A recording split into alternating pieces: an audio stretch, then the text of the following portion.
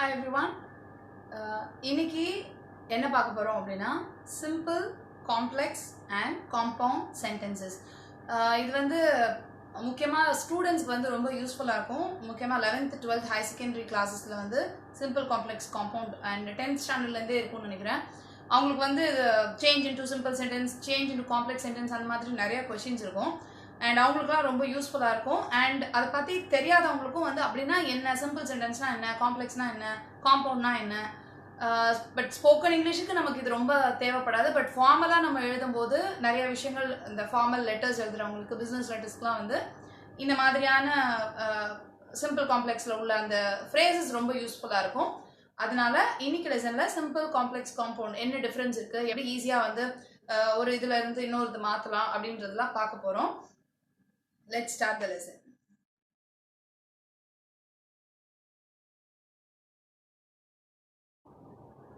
இப்போ சிம்பிள் சென்டென்ஸ்னா என்ன, காம்ப்ளெக்ஸ்னா என்ன, காம்பவுண்ட்னா என்ன அப்படின்னா, இப்போ சிம்பிள் சென்டென்ஸ் அப்படின்னு எடுத்துக்கிட்டோம் அப்படின்னா அதில் ஒரு மெயின் கிளாஸ் இருக்கும். இப்போ மெயின் கிளாஸ்னால் ஒரு ஸ்டேட்மெண்ட் இருக்கும், அதுக்கப்புறம் ஒரு ஃப்ரேஸ், அதோடைய கண்டினியூஷன் மாதிரி ஒரு ஃப்ரேஸ் இருக்கும். அப்படி இருந்ததுன்னா அது வந்து சிம்பிள் சென்டென்ஸ். காம்ப்ளெக்ஸ் சென்டென்ஸ் எடுத்துக்கிட்டோம் அப்படின்னா ஒரு மெயின் கிளாஸ் இருக்கும், அதுக்கப்புறம் ஒரு கன்ஜங்ஷன் இருக்கும், அதுக்கப்புறம் ஒரு சபார்டினேட் கிளாஸ் இருக்கும். அதாவது அந்த மெயின் கிளாஸை டிபெண்ட் பண்ணி அது ரிலேட்டடாக ஒரு சபார்டினேட் கிளாஸ் இருக்கும். அது வந்து காம்ப்ளெக்ஸ் சென்டென்ஸ். காம்பவுண்ட் சென்டென்ஸ் எடுத்துக்கிட்டோம் அப்படின்னா ரெண்டு மெயின் கிளாஸ் இருக்கும், ரெண்டு தனித்தனி ஸ்டேட்மெண்ட் இருக்கும், ரெண்டு மெயின் கிளாஸ் இருக்கும், அதை வந்து ஒரு கன்ஜங்ஷன் கனெக்ட் பண்ணும். இதுதான் வந்து இதுக்கு உண்டான டிஃப்ரென்ஸ். ஆக்சுவலாக நம்ம படிக்கணும் அப்படின்னா இப்படி வச்சு தான் நம்ம படிக்கணும். இதுதான் கரெக்டான வழி. சும்மா ஷார்ட்கட்டெல்லாம் நம்ம படித்தோன்னா அது அந்த அளவுக்கு அட்வைசபிள் கிடையாது. இதுதான் வந்து ரொம்ப கரெக்டாக படிக்கிற வழி. ஆனால் இது வந்து கொஞ்சம் கஷ்டமாக இருக்கும். அதாவது கொஞ்சம் புரியாதவங்களுக்கு, இல்லை பிகினர்ஸ்க்கு கொஞ்சம் புரிஞ்சுக்கிறதுக்கு கஷ்டமாக இருக்கும். மெயின் கிளாஸ் எது, சபார்டினேட் என்னது, இது ஏன் இப்படி வந்திருக்கு, இப்படி நிறையா கொஷின்ஸ் வரும். அதனால இதுக்கு ஒரு சின்ன ஷார்ட்கட் இல்லை ஒரு ஈஸியான வழி என்ன அப்படின்னா, ஒரு ஃபார்முலா மாதிரி படிச்சுக்கலாம். இப்போ வந்து சிம்பிள் சென்டென்ஸ்ல இந்த வேர்டெல்லாம் இருக்கு அப்படின்னா இதை வந்து காம்ப்ளெக்ஸா மாற்றும் போது இப்படி தான் மாற்றணும், காம்பவுண்டா மாற்றினா இந்த வேர்டு வச்சு தான் மாற்றலாம் அப்படி சொல்லிட்டு ஒரு ஃபார்முலா மாதிரி நம்ம படிச்சுக்கலாம். பட் இது ரொம்ப நல்ல வழி அப்படின்னு சொல்ல முடியாது, ஆனால் ஈஸியான வழி. நான் படிக்கிற டைம்லலாம் வந்து எனக்கு கொஞ்சம் இந்த மெயின் கிளாஸ், சபார்டினேட் கிளாஸ் எல்லாம் புரிஞ்சுக்கிறதுக்கு கஷ்டமாக இருந்ததுனால நான் இந்த மாதிரி மெத்தடில் தான் படித்தேன். இது ஒரு ஷார்ட்கட் மெத்தட் மாதிரி தான். அதுக்கப்புறம் தான் வந்து என்ன சிம்பிள்னா என்ன, காம்ப்ளெக்ஸ்னா என்னன்னு சொல்லிட்டு புரிஞ்சு படிச்சது. முதல்ல படிக்கும் போது இப்படி தான் படித்தேன். நீங்களும் புரிஞ்சு படிங்க, அதுதான் வந்து அட்வைசபிள். பட் இப்போ எக்ஸாம்ஸ் எல்லாம் பக்கத்தில் வந்துருச்சு, ஹையர் செகண்டரி கிளாஸஸ்க்கு. இப்போ உடனே இப்போ வந்து எல்லாத்தையும் புரிய வைக்கிறதுக்கு டைம் இல்லைன்றதுனால சின்னதாக ஷார்ட்கட்டாக படிக்கிறதுக்கு இந்த ஒரு ஃபார்முலா மாதிரி வச்சு நம்ம படிச்சிடலாம். அதனால இப்போ இது வந்து ரொம்ப ஈஸி. அந்த ஒரு ஃபார்முலா மாதிரி அந்த ஒரு ரோ அப்படியே படிச்சு வச்சுக்கலாம். இது ஃபுல்லாக இப்படி படிக்கணும் அப்படின்னு சொல்லிட்டு ஞாபகம் வச்சுக்கிட்டோம் அப்படின்னா அதை அப்படியே நம்ம எக்ஸிக்யூட் பண்ணுறோம் அப்படின்னா ரொம்ப ஈஸியாக நம்ம வந்து சிம்பிள் சென்டென்ஸ்லேருந்து காம்ப்ளெக்ஸ் மாற்றலாம், காம்ப்ளெக்ஸை காம்பவுண்ட் மாற்றுறது, இதெல்லாம் வந்து கொஞ்சம் ஈஸியாக இருக்கும். இப்போ ஃபர்ஸ்ட் ஒன் பார்த்தோம் அப்படின்னா, இப்போ ஒரு இது வந்து சிம்பிள் சென்டென்ஸான்னு கண்டுபிடிக்கிறதுக்கு என்னெல்லாம் வேர்டு வருது அதை வச்சு நம்ம கண்டுபிடிக்கலாம். இப்போ வந்து due to, owing to, on account of, because of, இதெல்லாம் இருக்குது அப்படின்னா இது வந்து சிம்பிள் சென்டென்ஸ். இது மட்டும் இல்லை, இன்னும் இருக்குது பெரிய லிஸ்ட்டு. பட் இது வந்து ஸ்டார்டிங்க்கு இந்த 4 வருது அப்படின்னா இது வந்து சிம்பிள் சென்டென்ஸ் அப்படின்றது நமக்கு தெரியும். இப்போ இந்த சிம்பிள் சென்டென்ஸை காம்ப்ளெக்ஸாக மாற்றுறோம் அப்படின்னா காம்ப்ளெக்ஸில் என்னெல்லாம் இருக்கும் அப்படின்னா ஆஸ், சின்ஸ், பிகாஸ், இந்த 3 வச்சு வந்துச்சு அப்படின்னா இது வந்து காம்ப்ளெக்ஸ் சென்டென்ஸ். அதாவது இதுக்கு ரிலேட்டடாக இந்த due to, owing to, on account of, அதுக்கு கரெக்டாக ஈக்குவலண்ட்டாக வர்ற காம்ப்ளெக்ஸ் சென்டென்ஸ் எப்படி வரும் அப்படின்னா ஆஸ், சின்ஸ், பிகாஸ், இந்த 3 வார்த்தையை வச்சு ஃப்ரேம் பண்ணுறதா இருக்கும். இதே இது காம்பவுண்ட் சென்டென்ஸ் எடுத்துக்கிட்டோம் அப்படின்னா அண்ட் வரும், அதுக்கப்புறம் சோ வரும், அண்ட் அப்புறம் அண்ட் சோ அப்படி இருக்கும். இந்த 3 வச்சு காம்பவுண்ட் சென்டென்ஸ் இருக்கும். இப்போ இதுக்கெல்லாம் வந்து நம்ம ஒன்றுக்கும் எக்ஸாம்பிள் பார்க்கலாம். எக்ஸாம்பிள் பார்த்தோன்னா ரொம்ப கிளியரான ஒரு ஐடியா கிடைச்சிரும்.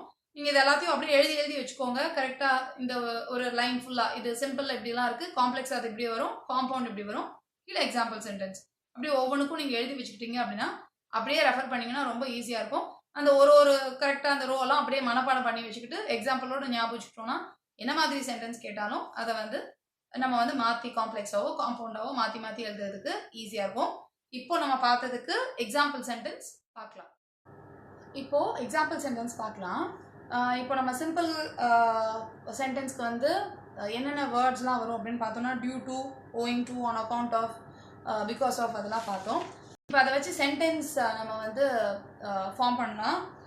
இப்போ டியூ டு வச்சு சொல்கிறோம் அப்படின்னா due to heavy rain the school was closed. இப்போ நியூஸ்லலாம் பார்த்துருப்போம் மழையின் காரணத்தால் ஸ்கூல்லாம் லீவ் விட்டாங்க அப்படின்னு சொல்லிட்டு. அந்த மாதிரி ரொம்ப ஃபார்மலாக சிம்பிள் சென்டென்ஸ் இருக்குது. Due to rain the school was closed.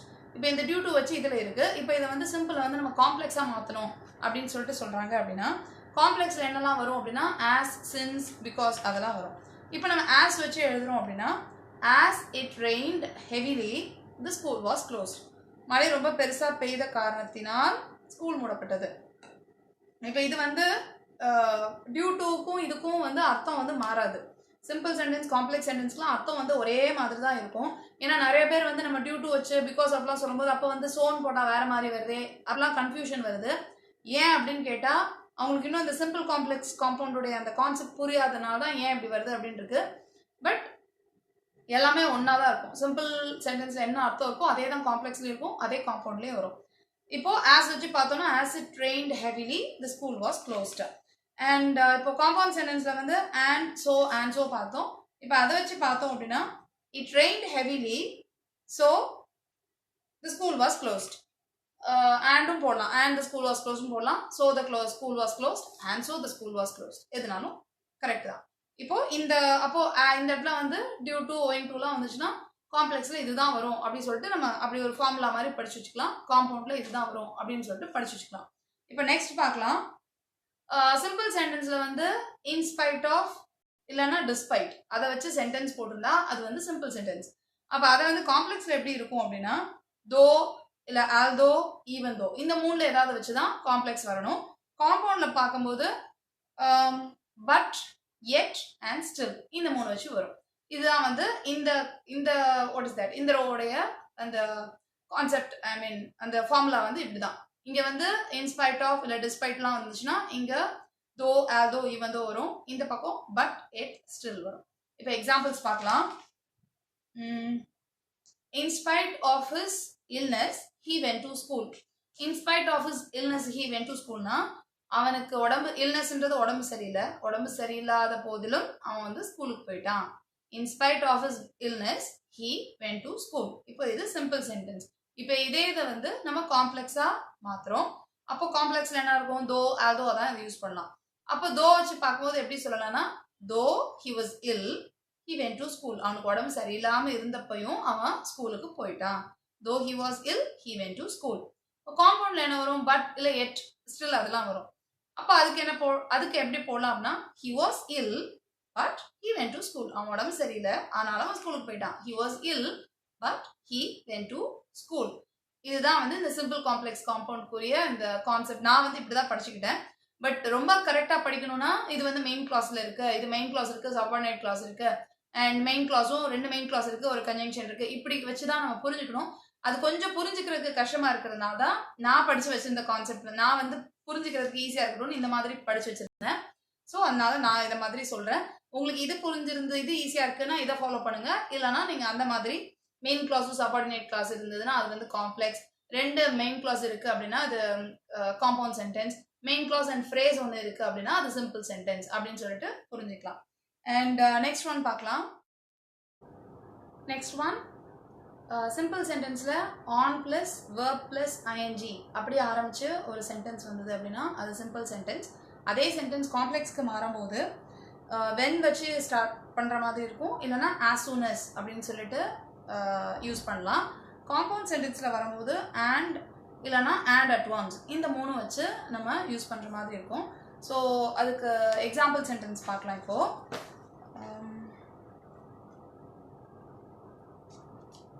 on seeing my mother I ran to meet her. on இப்போ வந்து நம்ம on plus verb plus ing சொன்னோம்ல, இப்போ வந்து சீன்றது இதில் verb. so on seeing my mother I ran to her. ran to meet her, I ran to her. அதாவது என் அம்மாவை நான் பார்த்த உடனே நான் அவங்க கிட்ட ஓடி போனேன் அப்படி சொல்றதுக்கு on seeing my mother I ran to her. இப்போ இதே இதை வந்து காம்ப்ளெக்ஸில் வந்து நம்ம when வச்சு யூஸ் பண்ணலாம்னு சொன்னோம். அப்போ when வச்சு எப்படி வரும் அப்படின்னா when I saw my mother I ran to her. when I na என் அம்மாவை நான் பார்த்த பொழுது நான் வந்து ஓடி போனேன். when I saw my mother I ran to her. Next one எப்படின்னா and பார்த்தோம், இல்லைன்னா and so and at once அப்படி பார்த்தோம். இப்போ அதுக்கு வந்து எப்படி சென்டென்ஸ் அப்படின்னா I saw my mother and at once I ran to her. I saw my mother and at once I ran to her. அம்மாவை நான் பார்த்த உடனேயே நாங்கள் ஓடி போனேன் அப்படி சொல்லிட்டு மாற்றலாம். இப்போ இதுதான் வந்து இந்த சிம்பிள் காம்ப்ளெக்ஸ் காம்பவுண்டுக்குரிய இந்த எக்ஸாம்பிள் சென்டென்ஸ். ரொம்ப ரொம்ப ஈஸி. சிம்பிள் காம்ப்ளெக்ஸ் காம்பவுண்ட் கஷ்டமே கிடையாது. நம்ம வந்து இதை வந்து ஒரு ஃபார்முலா மாதிரி படித்து வச்சுக்கிட்டோம் அப்படின்னா ரொம்ப ஈஸியாக நம்ம அதை வந்து அப்ளை பண்ணலாம். இதில் வந்து சிம்பிள் இந்த வேர்டு இருக்குது, அப்போ காம்ப்ளெக்ஸ்னால் இப்படி தான் வரும், காம்பவுண்ட்னா இப்படி தான் வரும் அப்படி சொல்லிட்டு நம்ம வந்து ஒரு ஃபார்முலா மாதிரி படித்து வச்சுக்கிட்டு இதை அழகாக யூஸ் பண்ணிடலாம். So next set of examples பார்க்கலாம்.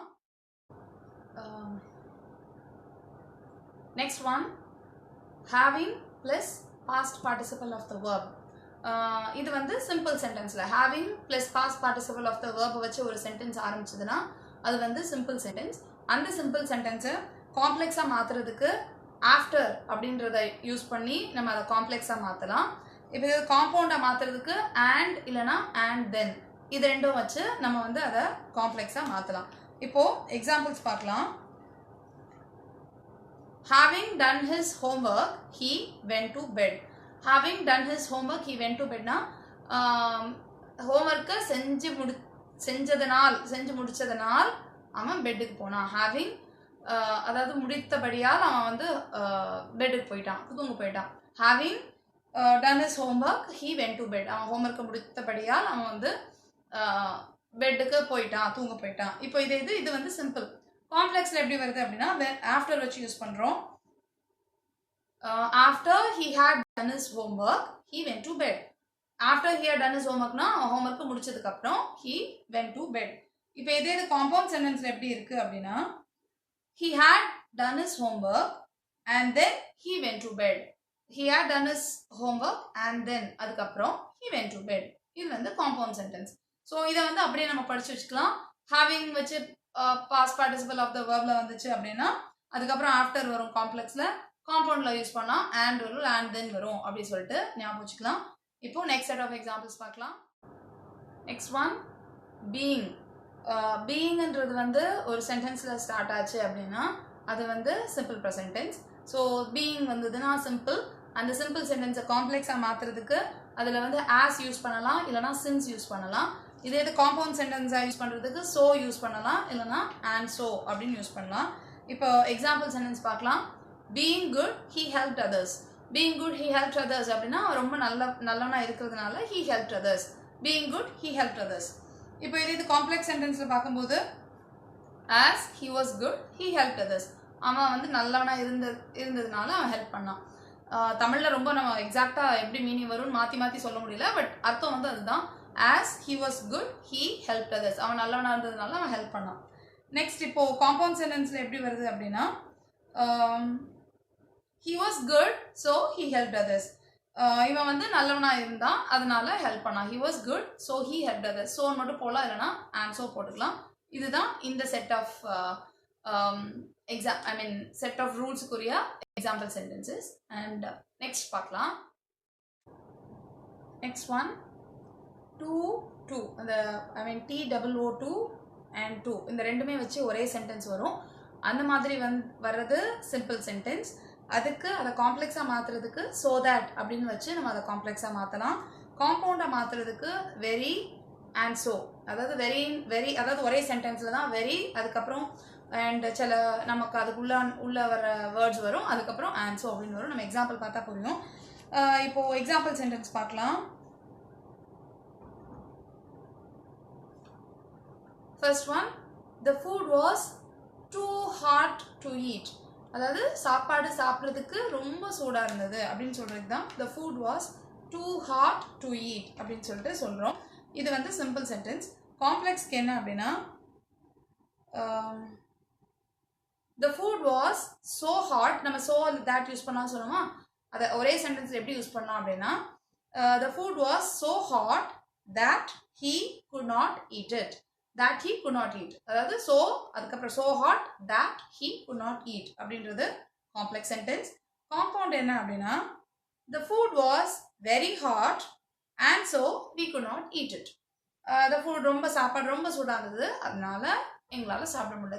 The food was very hot and so we could not eat it அப்படின்றது காம்பவுண்ட் சென்டென்ஸ். இப்போ இதுதான் வந்து இந்த செட் ஆஃப் ஃபார்முலாக்குரிய எக்ஸாம்பிள் சென்டென்ஸ். இதை வந்து அப்படியே படிச்சுக்க வேண்டியதான். இங்கே ட்ரூன்னு வந்துச்சுன்னா இங்கே வந்து so that டூ வந்துச்சுன்னா இங்கே வந்து so that வரும். ஐ மீன் காம்ப்ளெக்ஸில். காம்பவுண்டில் வந்து வெரி அண்ட் ஸோ அப்படின்னு சொல்லிட்டு வரும் அப்படின்னு சொல்லிட்டு ஞாபகம் வச்சுக்கலாம். இப்போ நெக்ஸ்ட் செட் ஆஃப் எக்ஸாம்பிள்ஸ் பார்க்கலாம்.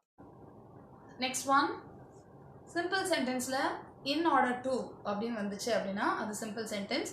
அதே தான் காம்ப்ளெக்ஸாக மாற்றுறதுக்கு அதில் ஸோ தேட் அது யூஸ் பண்ணலாம். இதே இது காம்பவுண்ட் சென்டென்ஸாக மாற்றுறதுக்கு அண்ட் ஸோ அதை வந்து யூஸ் பண்ணலாம். இப்போது எக்ஸாம்பிள் சென்டென்ஸ் பார்க்கலாம். they played well in order to win the match.